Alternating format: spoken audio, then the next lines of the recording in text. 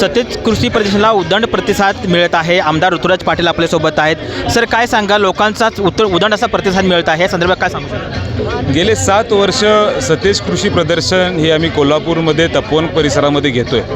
खऱ्या अर्थानं कोल्हापूर जिल्हा असेल किंवा आसपासचे जिल्हे असतील, यातून अनेक शेतकरी बंधूंसाठी एक चांगलं व्यासपीठ निर्माण करून द्यायचा प्रयत्न या प्रदर्शनाच्या माध्यमातून आदरणीय बंटी साहेबांच्या नेतृत्वाखाली झालेला आहे। आणि मला आनंद वाटतो, कारण अनेक शेतकरी असतील, अनेक नागरिक असतील, या परिसरातून लोक प्रत्येक वर्षी भेट देतात। आणि 4 दिवसाचा जर विचार केला तर जवळजवळ 10 कोटीचं उलाढाल हे या सतेज कृषी प्रदर्शनमध्ये होत आलेलं आहे।